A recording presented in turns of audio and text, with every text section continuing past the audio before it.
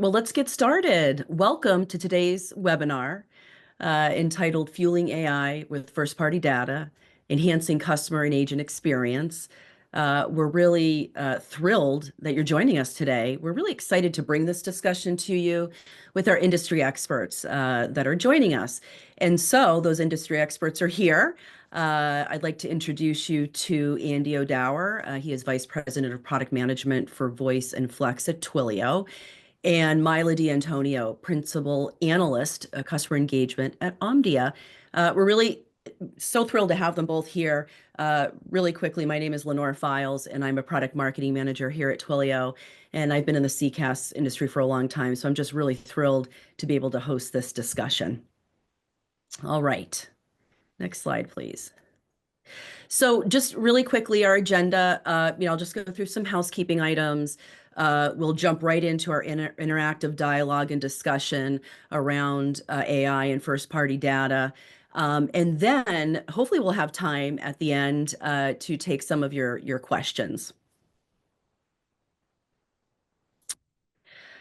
Just a couple of housekeeping items here. This will be recorded. We are recording this, and it will be available on demand after the live session. As I had mentioned, you do have the ability to ask questions. Please use the Q&A tab in Zoom. You can certainly ask those questions during the webinar. Feel free to do that, and we'll address them at the end. And anything we don't address, we will absolutely get back to you with answers. And the other thing I wanted to mention is we have 2 interactive polls. I will announce those polls when they pop up. It would be super if you could provide some insight so that we can take that into consideration as we're going through the content. All right, so let's go ahead and kick this discussion off, Mila and Andy. And I'm going to start with you, Mila. If you could characterize customer experience today, what are consumers frustrated with? And what are the obstacles that companies are experiencing in trying to elevate their CX in today's climate? Yeah, no, thank you. That's a great question. And first off, thank you for having me here today, Lenore. It's a pleasure being here.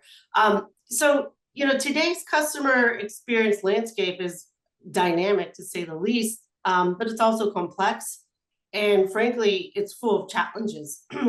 Consumers have higher expectations than ever. They want fast, personalized service across all the channels that they engage with brands. However, one of the biggest frustrations we hear from consumers is about inconsistency, and whether it's having to repeat their story to different agents or navigating confusing self-service options that don't actually solve their issues. They're frustrated. So here, this slide right here is showing data from a recent Omdia survey, an annual survey we do called State of Digital CX. Here, 60% of the respondents said that inconsistent experiences across channels is the biggest driver of poor customer experience. Also, 58% communication. Others said complex user experience, a lack of personalized experiences, and so on. So on the flip side, companies are really facing significant obstacles in delivering these expectations. Many are dealing with legacy systems, siloed data, siloed organizations, which makes creating the seamless journey from start to finish a real challenge. And that's where you get those inconsistencies and the ineffective communication. They also have a limited number of agents to handle these higher volumes of interactions. So this is where AI is really elevating the game for customer experience.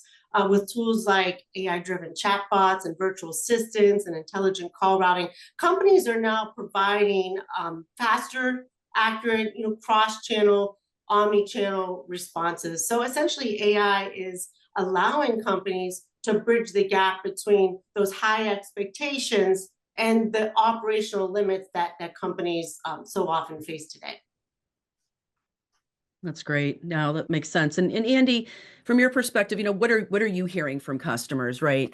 In terms of the friction that they're experiencing and how they're kind of looking at addressing that through new technology advancements. Sure. And thank you for having me.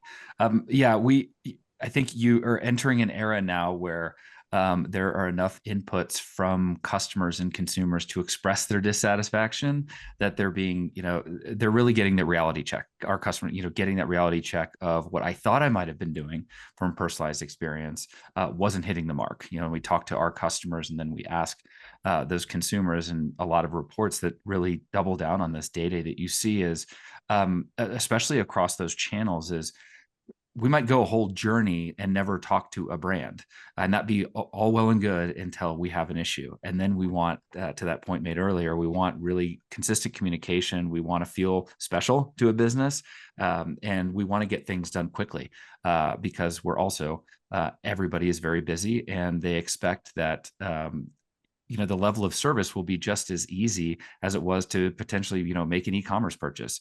If it's seamless on the front end, it should be seamless on the back end. And so when customers want to engage on various channels on their time when they want, they expect a seamless interaction. And so you see a couple things. One, you see customers playing catch up to bring additional channels where customers want to engage, and they want to converse and they want to solve problems. And then the starting and stopping over and over from channel to channel, or the restarting because customers don't have the data on their end consumers, that customers really express their frustration in churning and in returns, and not being a continuous revenue source for customers. So you lose that loyalty when you don't provide the experience that all of us really want in this day and age. So playing catch up, adding channels, and then, as we'll talk about more, is data continuity across the journey. And it really helps when you just put yourself in your customer's shoes.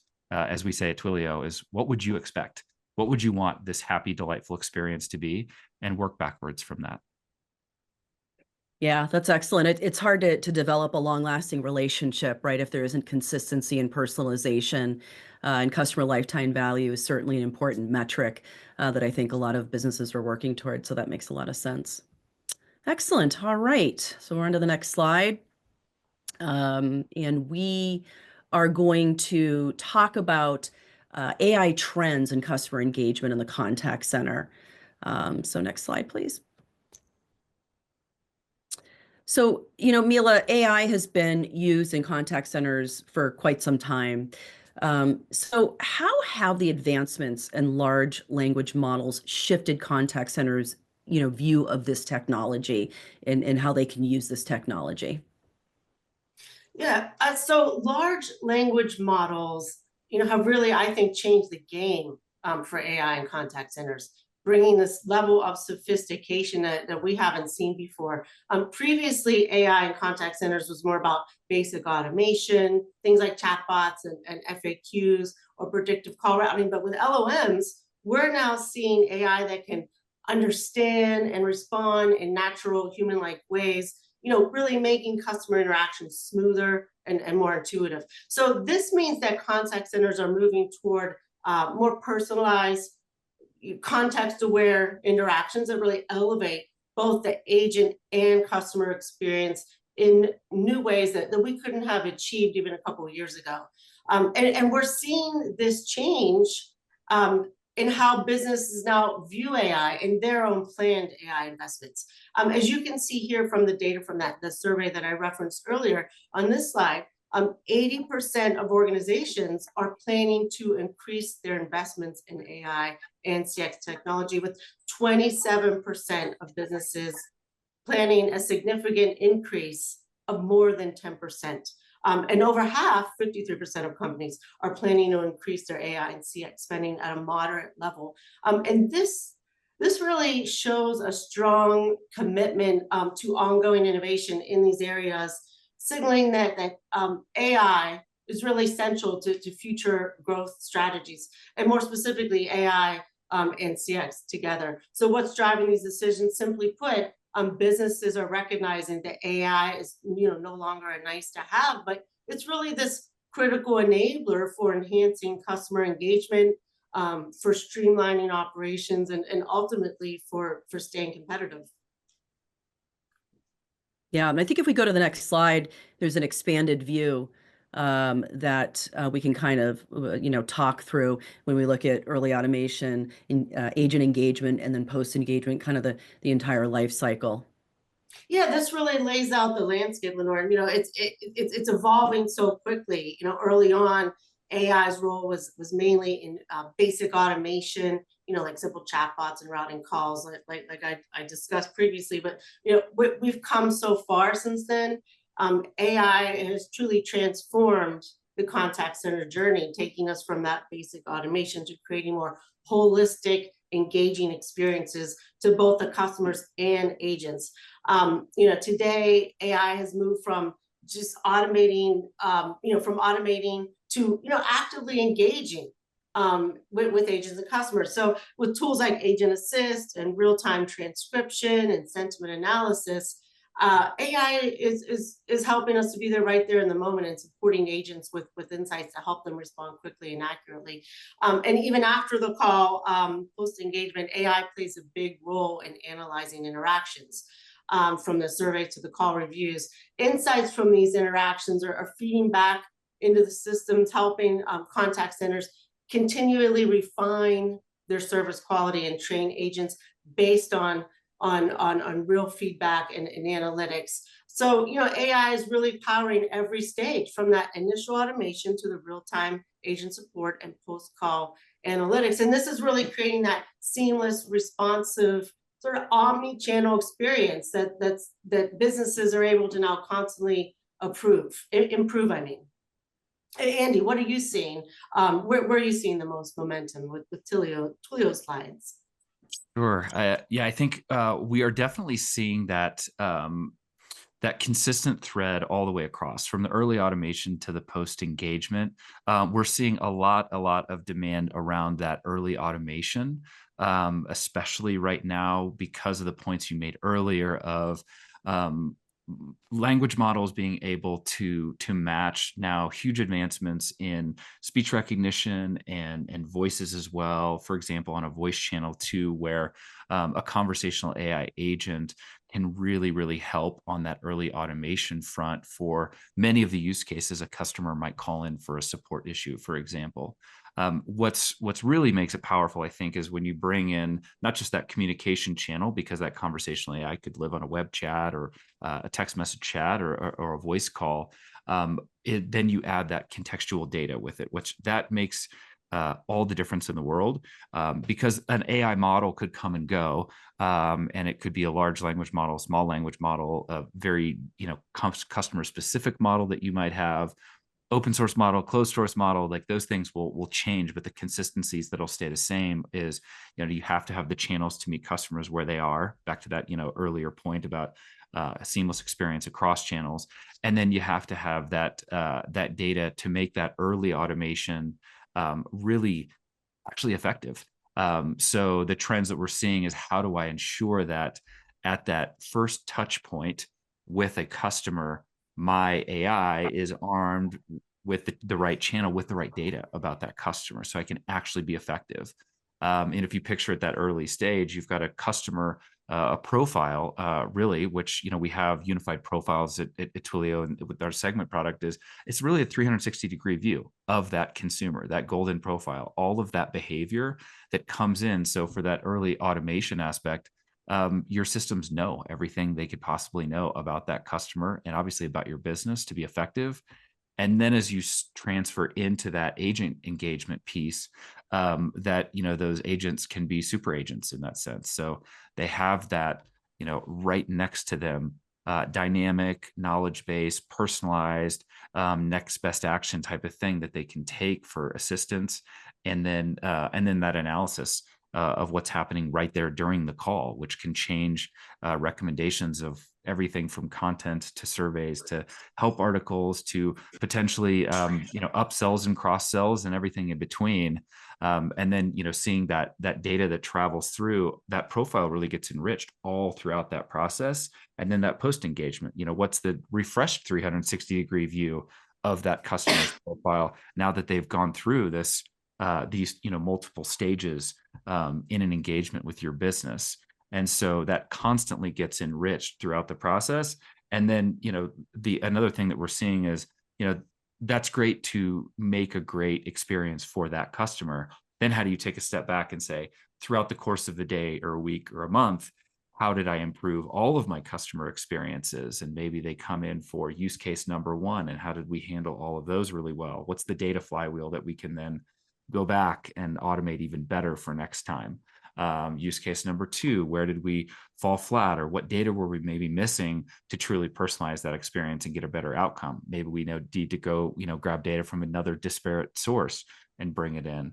And and then use case number three, hey, we really nailed the automation, but we didn't have enough data on post engagement. So where do we really go next, or what did the change in the lifetime value of this customer happen, or how do we link it to a transaction or a purchase or a churn event or something else like that? So as you see these customers move through these engagement lines, data is getting consistently enriched, and it's being pulled from and pushed back to different sources. So that's been exciting, because we think the customers that are really getting it are creating a really good flywheel to improve. Yeah, I mean, achieving that level of contextualization, that's really the holy grail there. And it's when it will launch companies in that next phase of where AI is going to deliver those hyper personalized experiences. Yeah, exactly. Yeah, and we even lay it out on some of this next slide here, where you can see the data is everywhere. And in many cases, you have customers and companies that say, I have data everywhere. That's part of the problem, is how do I actually bring that in and activate it? Because if you think about it, as consumers ourselves, we are creating data and giving data to the businesses that we interact with every click, from ads and social platforms all the way into apps and mobile apps and websites and even offline as well, campaigns. We're all bringing that data and creating a profile of ourselves that we expect a customer, when we do interact with that business, that they use that. They know who we are. They know our status. They know our purchase history. They know the issues of maybe what we've had and why we might be reaching out, and what we need to get solved even before we have to say that. And we want that to be continuous throughout a journey. If I get bounced around, or if I get transferred to different departments, maybe different conversational AI agents that data traverses through.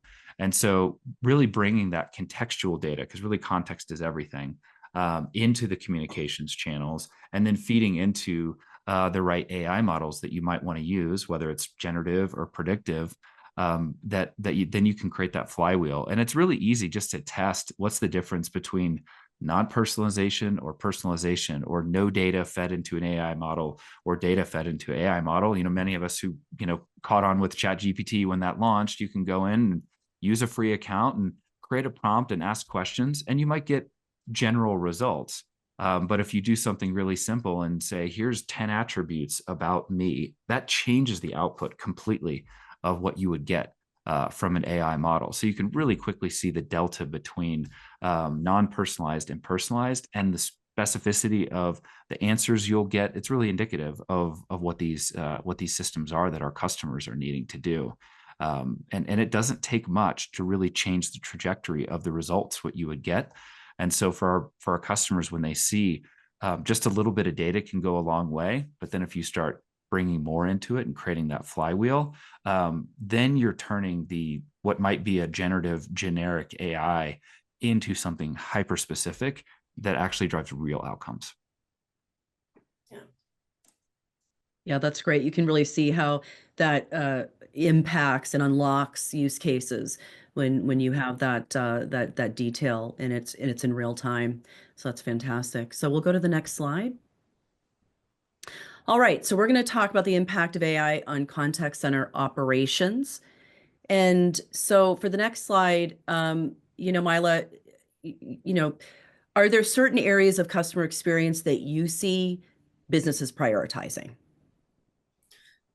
Yes. So, there are a few areas where we're seeing a strong focus, and, they all connect back to a common theme, and that is making every customer interaction meaningful, efficient, and personalized. First, advanced analytics is at the top of many businesses' prioritization lists. This data, again, is from that State of Digital CX survey from Omdia. Here, we have 50% of respondents citing it as a top priority. Companies realize that it's not about just gathering data anymore. It's about making it actionable. Advanced analytics allows businesses to understand customer behaviors in real time, identify the pain points, and gain insights into what customers truly need.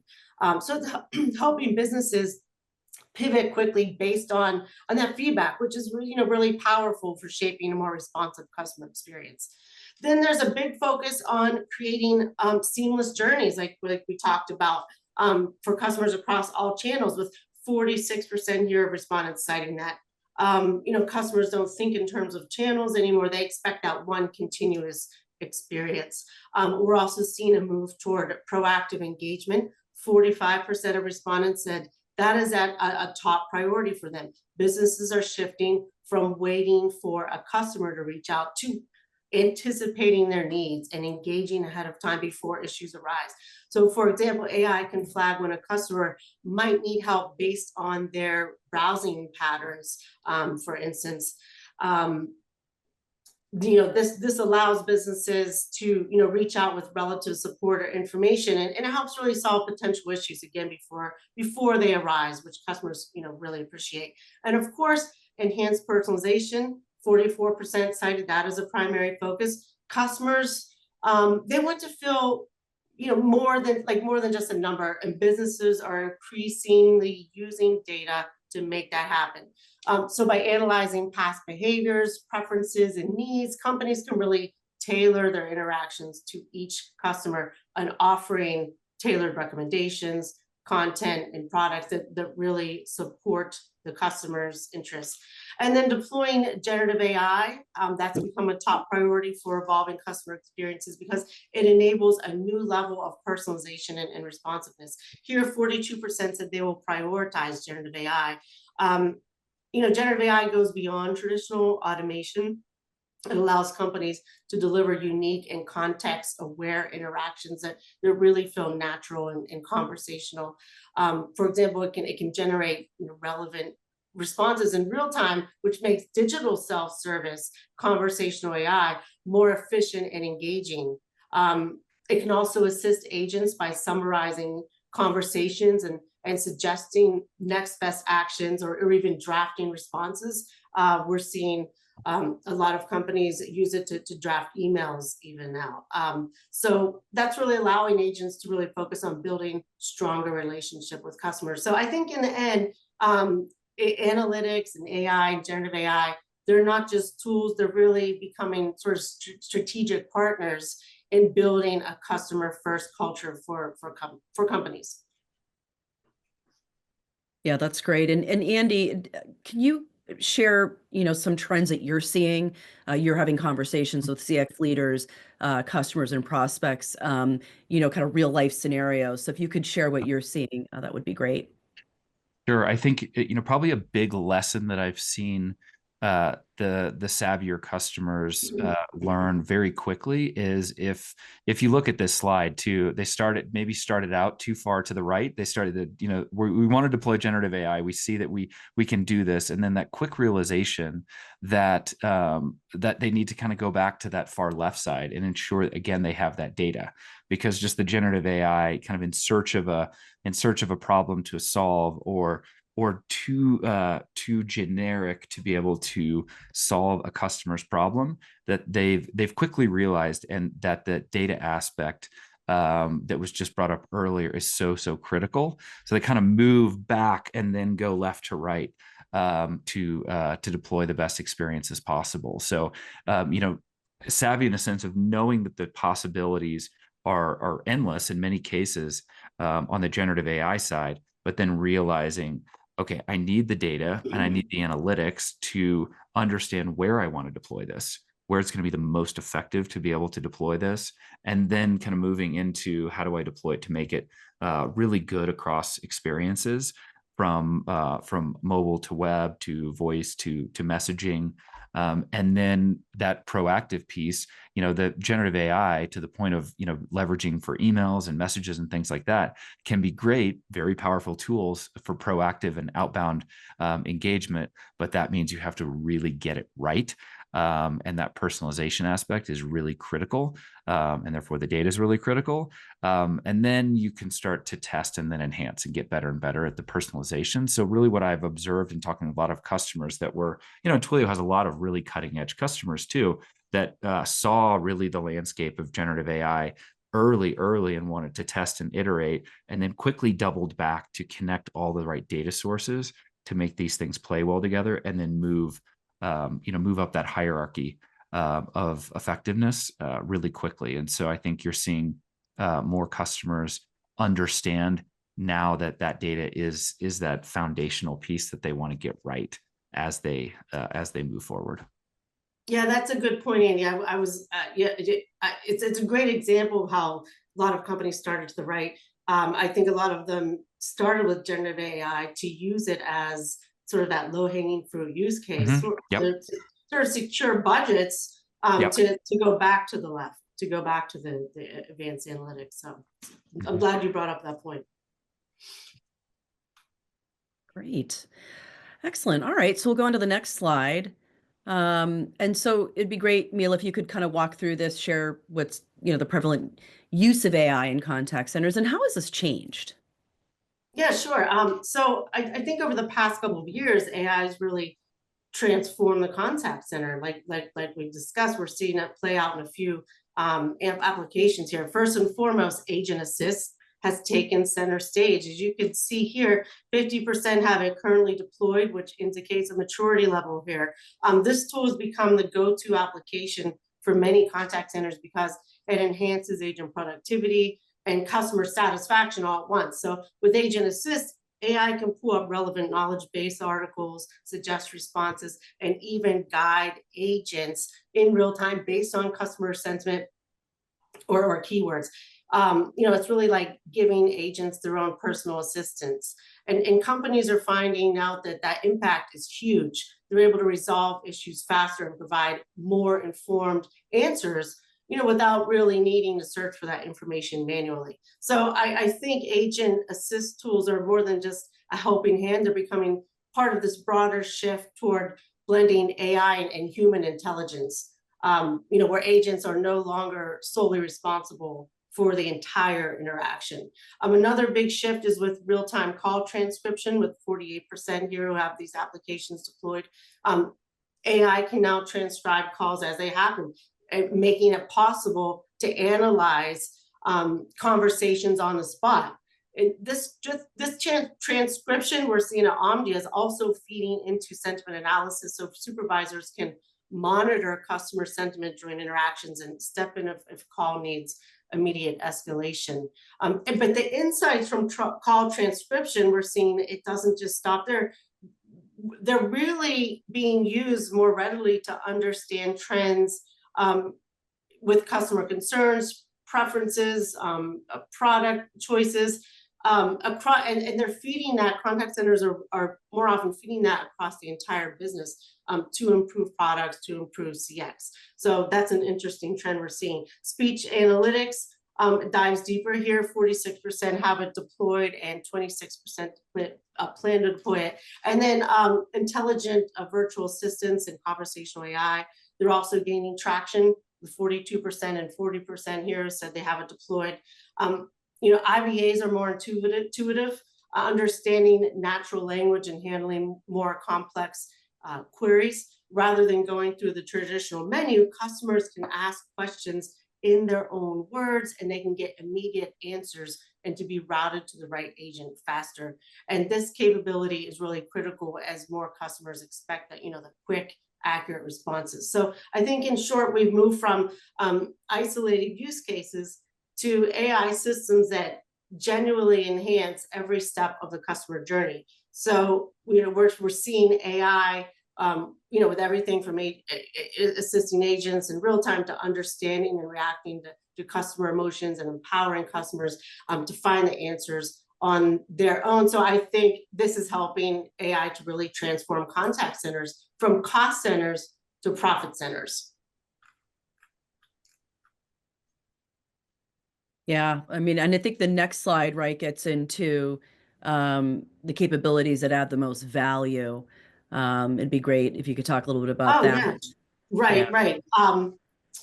Yeah, so here I wanted to show you how these capabilities are bringing value to contact centers and companies. Like, like I was saying, Agent Assist is becoming a game changer for contact centers, yielding immense value for several key reasons. Here, 60% said it's yielding significant value. Therefore, Agent Assist is becoming, I think, the most valuable AI application in the contact center because it's directly addressing both operational challenge and customer expectations. With all of these capabilities yielding value, this really indicates that shift toward AI-supported human intelligence. And it's redefining what great customer service looks like. And it's making contact centers strategic assets for building customer loyalty and long-term success. Some of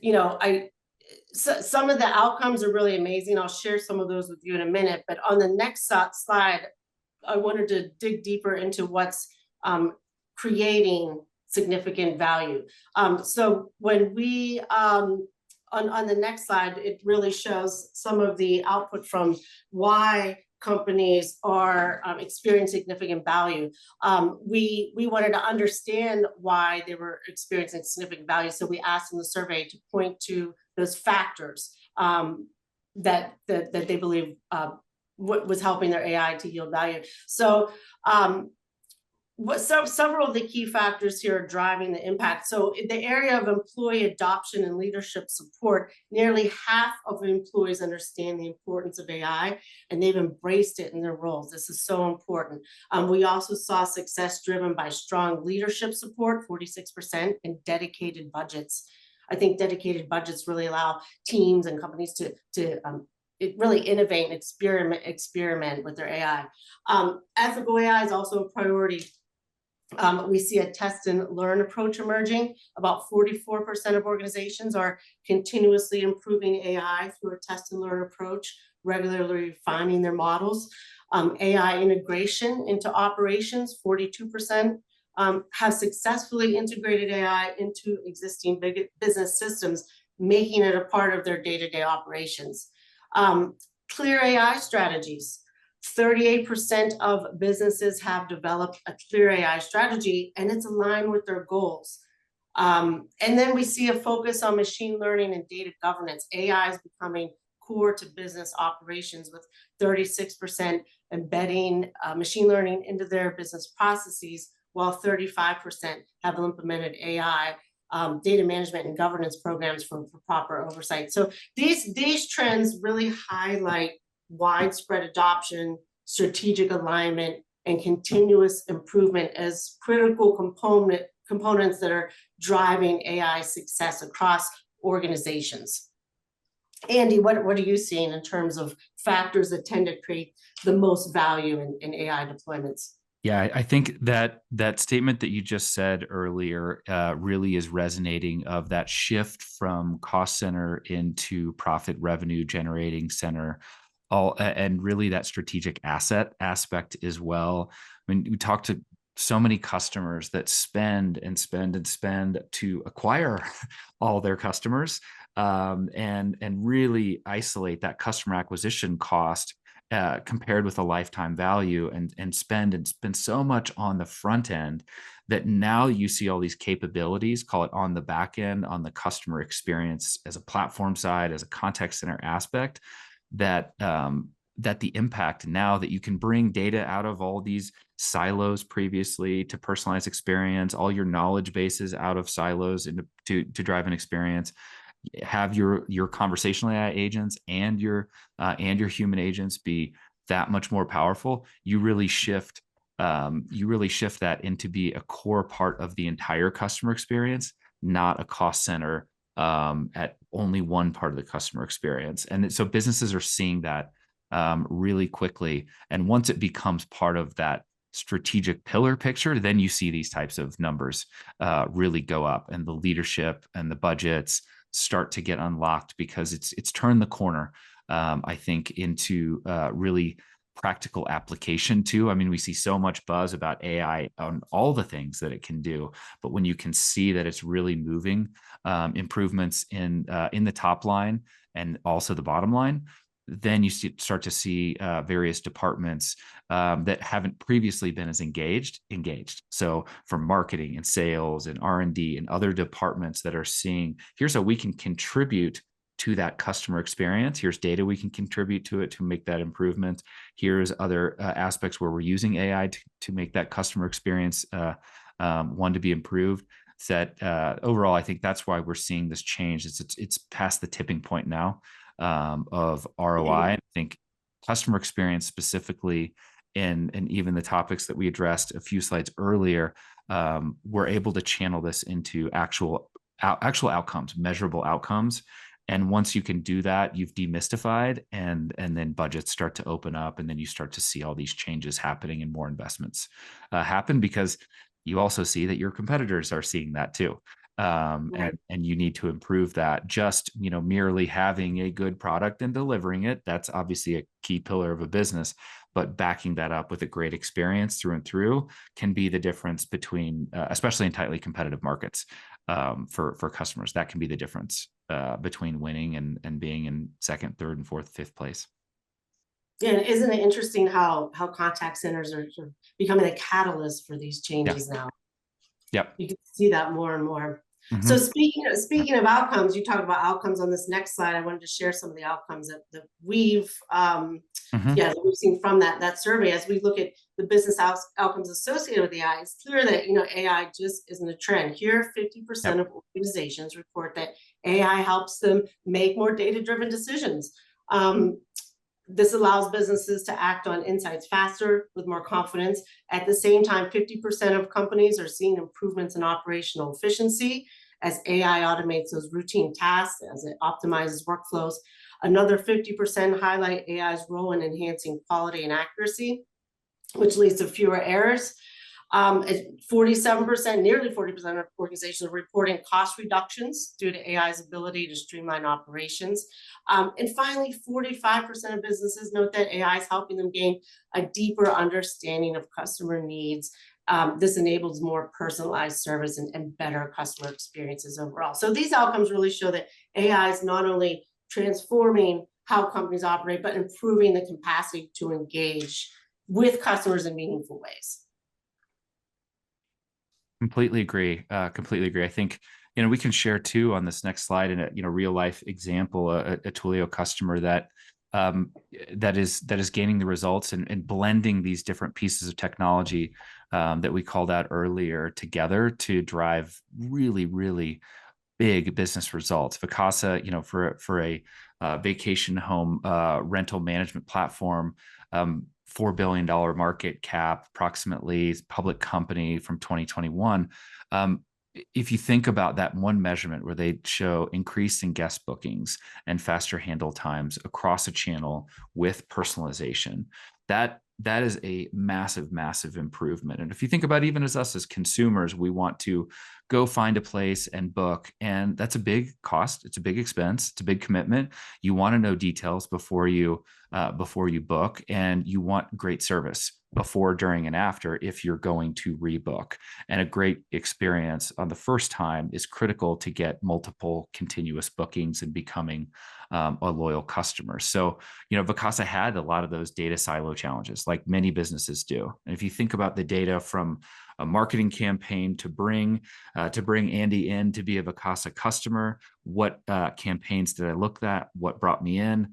Therefore, what bookings might I be looking at? How does that data live in the same system? They brought Twilio Segment, our CDP, in to be able to tie those data sources in. What properties am I looking at across mobile, web, social that I'm looking at? And then if I have questions, how do we then quickly tie in that data from me, the homeowner, the data about the home, what are other potential homes that could be used, all of that data in a scenario where then I, as a customer, call in, I've got Vacasa leveraging Twilio Flex, contact center as a service that, delivers many of these things that we mentioned earlier, from conversational AI to personalization and an agent assist, then that consumer feels special. They feel like they're not starting over again. They have fluidity, so they can go in and actually book more and book more often. And so, traditional data silo challenges all brought into one place. That communications, contextual data, and AI, when Vacasa consumers do need to communicate with Vacasa to fix, change, update any type of bookings, and then all the communications on the right channel, from messaging to email, that all of that information can quickly get out back to customers, and then that's driving really, really big business results for Vacasa. So just one easy example of what's happening out there in the market, where you can bring together very quickly and easily these multiple solutions, and then have a very clear picture of what are the outcomes that you want to drive as a business, and measure against that, and then double down your investments accordingly. Yeah, it's a great example of how AI can really scale across an enterprise and really be effective on the back end and front end, supporting employees and elevating the customer experience. So thank you. Yeah, and bring disparate teams together, right? Exactly. And that's part of that process. So that's really great. So if we move on to the next slide, I believe at this point we would like to present a poll that we would love it if you could take time to answer. It should be appearing here shortly. And it is really around how are you currently using first-party data in your customer engagement strategy. So we have several selections there. And again, it would be great if you could take the time to answer, and then we can kind of get a better understanding of where you stand and where your organization sits. So thank you in advance for doing that. All right. Well, while you're taking time to do that, we'll kind of go back to the discussion and back to the slides.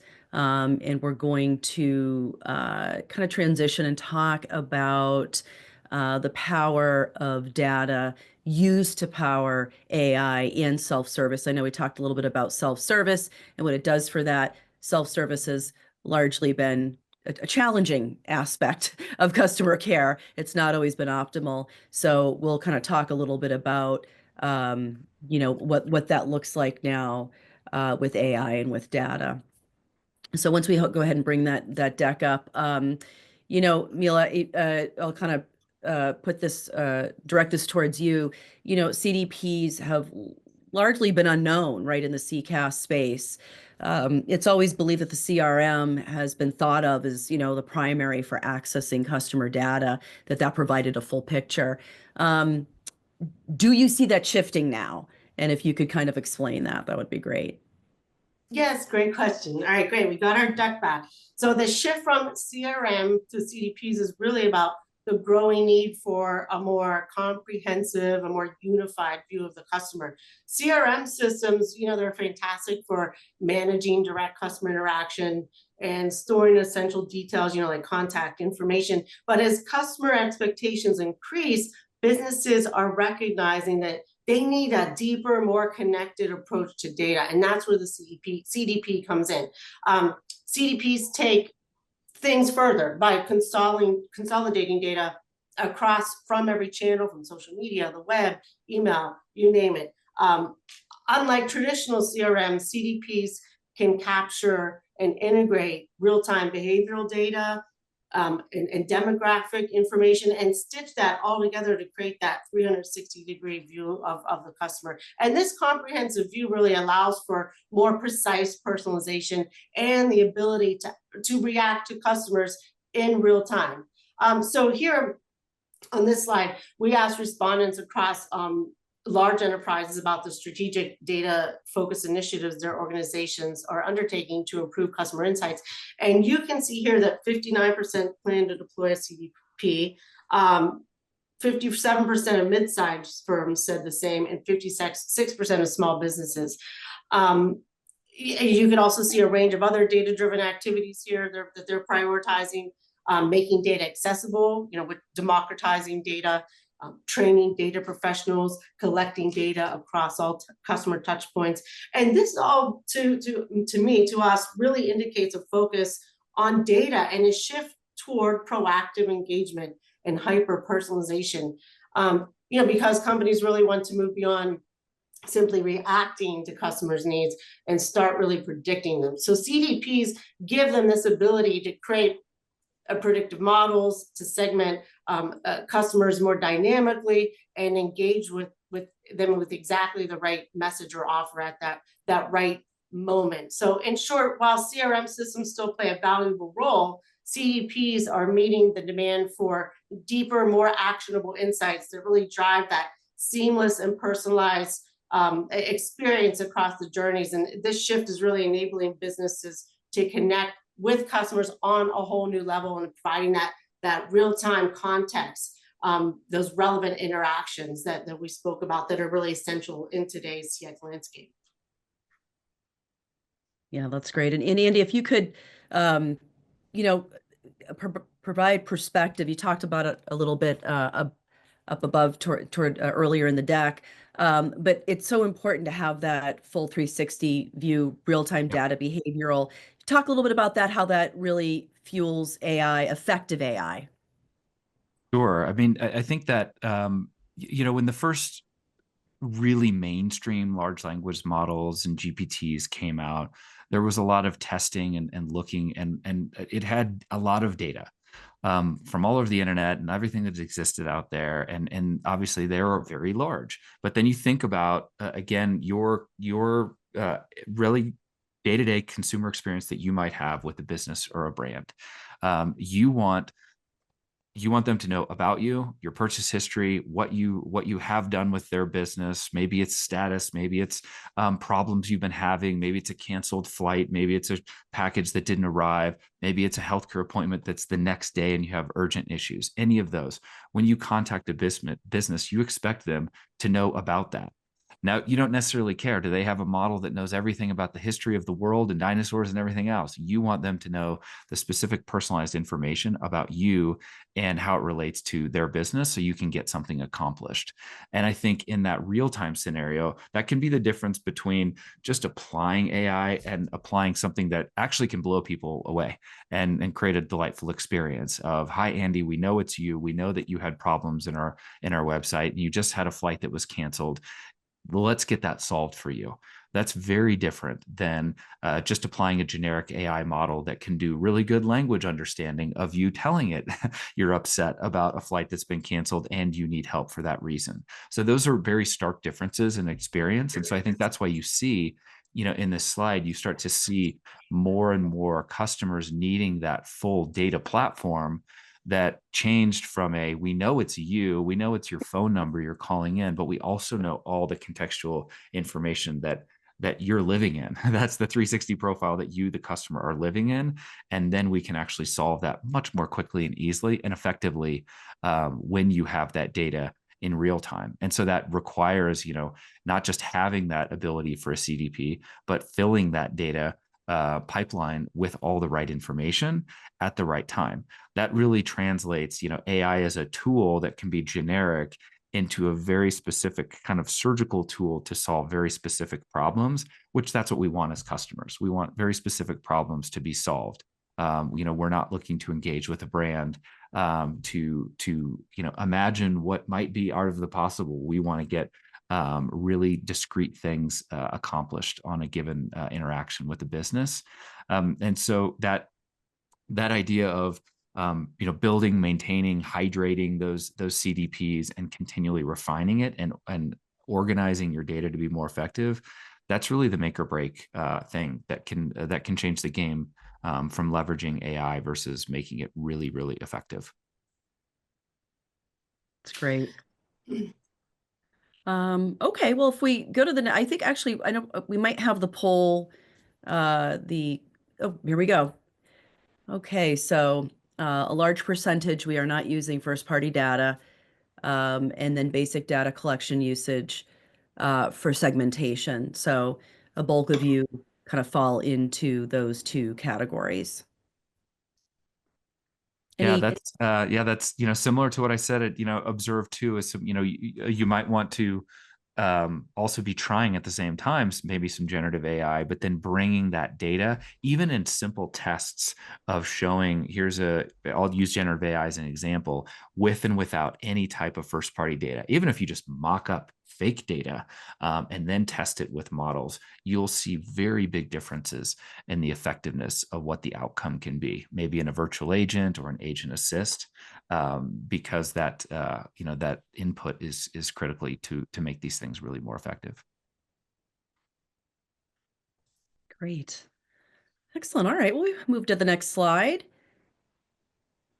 So, Mila, during Enterprise Connect, this is a long time ago, 2022, you highlighted the importance of orchestrating data on the back end of customer and employee experiences. So, given that was 2 years ago, can you provide an update of the importance of that orchestration and how you're seeing customers address this need?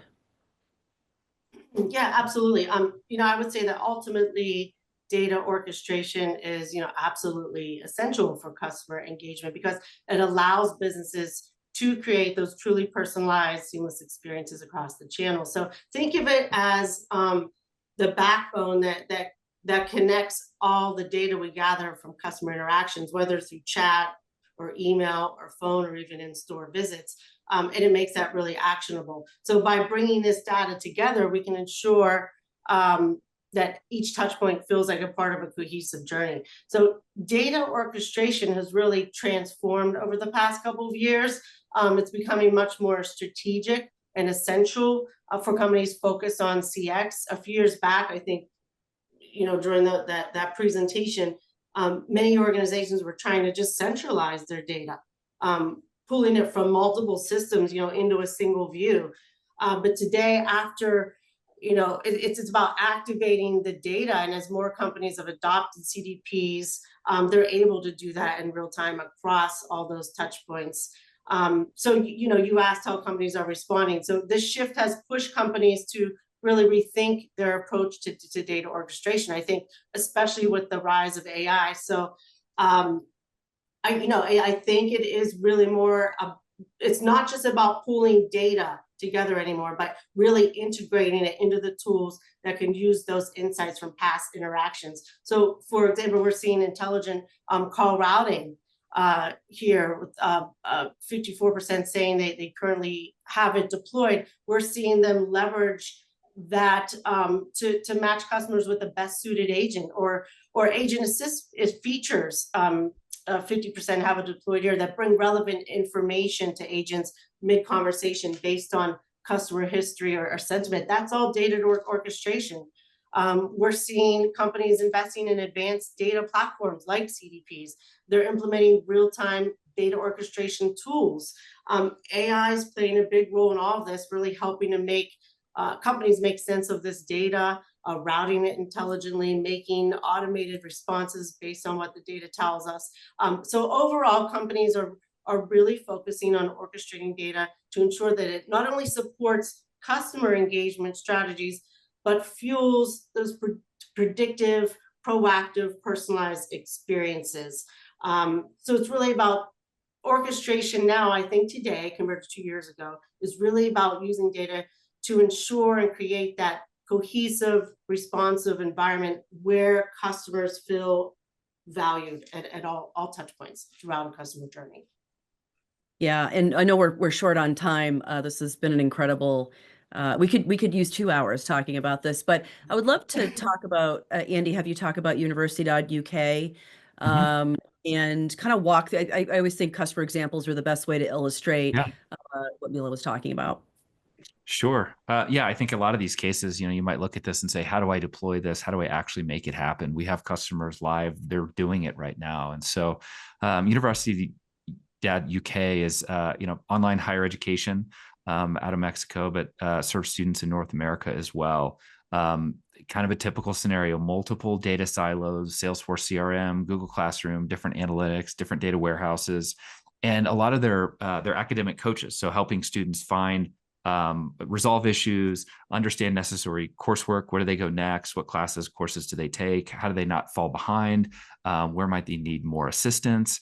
And so they leveraged Twilio Unified Profiles, which really bridges the gap from segment CDP and to the communication channels that they're using across messaging and across automated on conversational AI with voice. So what they found, which is even really interesting, if you think about it, is they were able to even save costs going to a GPT-3 versus 4.0 from OpenAI, because they were enriching all the data that they're bringing into a model to really be much more effective. And so they were able to contain about 70% of all these interactions that were easily handled by these conversational virtual agents. So you're able to get more out of less from an AI standpoint by bringing in the right personalized data and contextual data for the AI, do it on the right channel, in this case, a conversational AI agent. And the biggest piece is, what was that end student experience? How did they do there? They maintained a 94% average CSAT. And that's really the key, is how, which is amazing, is how do you be more effective for more of your customers, and then maintain and delight those customers throughout, not just be more efficient as a business, because it can be all for naught if it doesn't have a great end consumer outcome. And so this is one particularly that shows this type of stuff is possible with many of the systems that our customers use today. Yeah, I love this example, Andy. Because it does show the impact of AI in creating efficiencies and elevating the customer experience. So 94% average CSAT, that's great. Yeah. Excellent. So with our 2 minutes left, I wanted to just kind of show sort of a roadmap. We've given this audience a lot of information, and kind of helping to make sense, and how do they get started on this journey. So if the two of you would like to sort of expand on some of that, that would be great. Yeah, I could kick us off. First and foremost, I mean, there's so many steps, but these six are good ones to start with. Building a cross-functional team, that's essential. AI initiatives are complex, and they require diverse skill sets, from data science to engineering to customer service and marketing. So having a team with a perspective from across the organization really ensures that the AI solutions are both technically sound and aligned with the actual business needs of and customer expectations. Should I keep going, Andy? Yeah, I can talk a little bit about knowing your customers too. I think that's critical. We often see customers, for example, use things like voice intelligence to analyze all the tens of thousands potential conversations that they'd have across voice, moving into messaging as well this year, to really understand, where can we focus our efforts? Because we could solve all the problems. How do we find pockets that we can start, get wins, and then grow, which I think results to that gap analysis. Where do we aim all of these great tools for a big outcome, and then how do we focus to that maturity? Where are we right now realistically? What can we deploy so we can get wins, and then build on that success versus try to boil the ocean? Right, and then prioritize those AI projects. How do we align with business objectives? Yeah. I think it's also important in this step to prioritize projects that enhance CX, like you just showed in the use case there, as well as promote collaboration across departments. Very important. And then finally, ensure ethical and responsible AI, and implement government policies to define the roles and responsibilities. Very important. And don't forget to engage with stakeholders in conversations along the way. Yes, I think that last part's really key. And we have a lot of customers that have looked to us to provide guidance, and we do it baked into the products and security, as well as in your practices of how you're using it. Because, we're talking about a lot of sensitive things, bringing AI and data together. That's, you've got privacy concerns and everything else like that. So those are areas where we're here to help too. That's great. Well, we're out of time. I want to thank everybody for attending. I want to thank both of our speakers. This was incredibly informative. If we weren't able to answer your questions, we will get back to you with answers. Thank you again, and I hope you all have a nice day.